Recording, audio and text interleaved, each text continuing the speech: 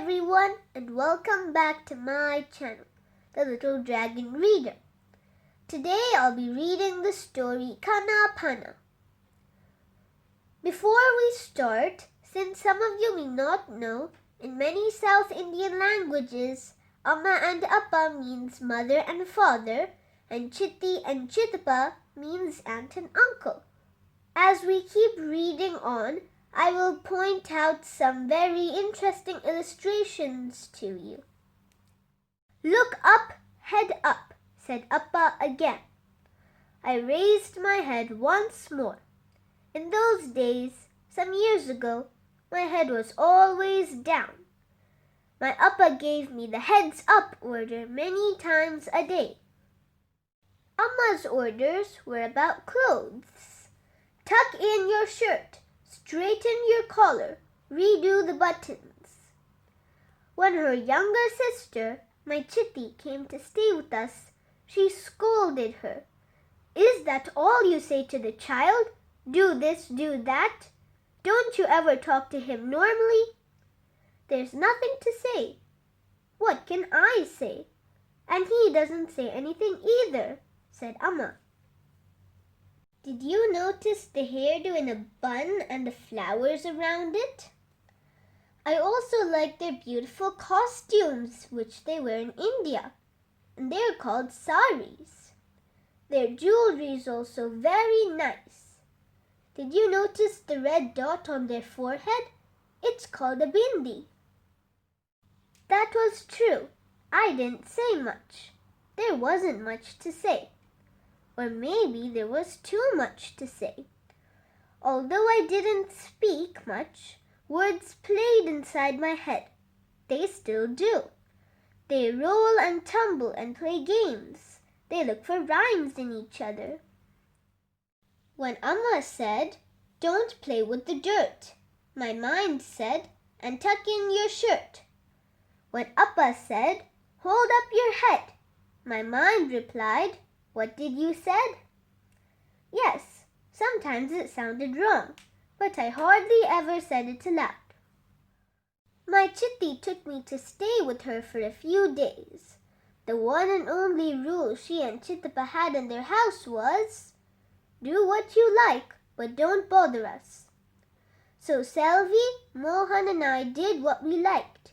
We filled our pockets and mouths with sweets, untied the neighbor's cow, played with the goats, got dirty, and enjoyed ourselves. Then Chittappa decided we would go to the cave temples nearby, and that was the day my life changed. Chittappa had this trick of going on trips in the middle of the week. This way, buses and trains were more empty, no crowds, no noise. Getting off the bus, we were soon inside. The temples are in a large maze of tunnels and caves. It's dark inside, very dark, even in the middle of the day. There are large, bright tube lights everywhere, so everyone can see their way and admire the beautiful god statues. Today there was nobody there but us. Chittappa, Chitti, and Selvi were making every possible sound of admiration and excitement as we shuffled along. Mohan kept asking, "When are we going home?" And then, sudden silence. "Power out," said Chittappa. Forever cheerful, Chitti suddenly lost it. "Thanks for telling us, as if we haven't noticed." "It'll come back," he said. "They have big generators and all that."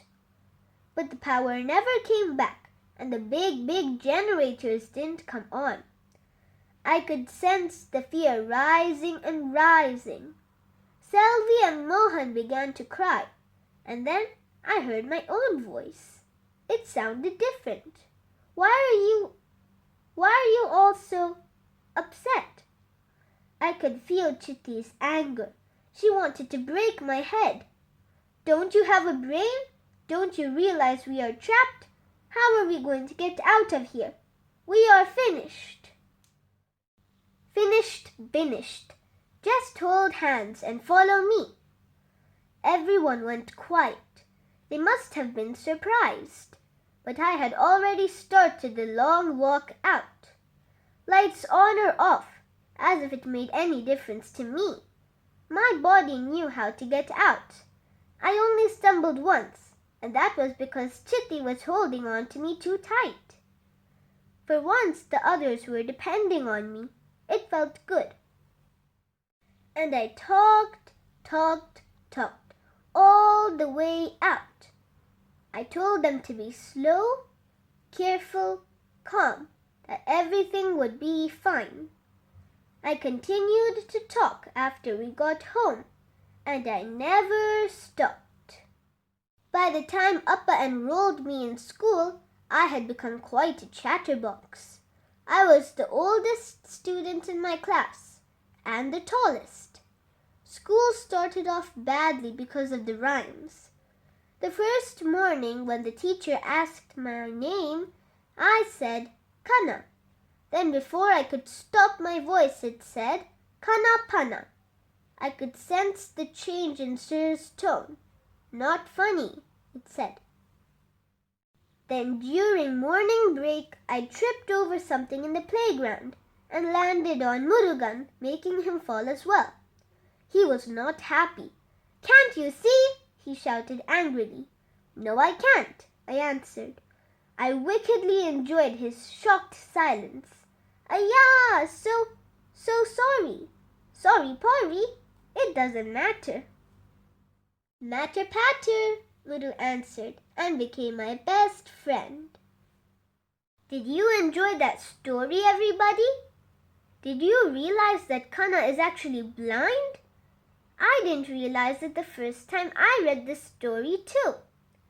Even though Kanna was blind, he always had a way to have fun with rhyming words in his head with the people around him, and when he started talking, he had even more fun. If you like this video, give it a big thumbs up and don't forget to subscribe so that you can stay tuned to see more stories from Little Dragon Reader. Bye!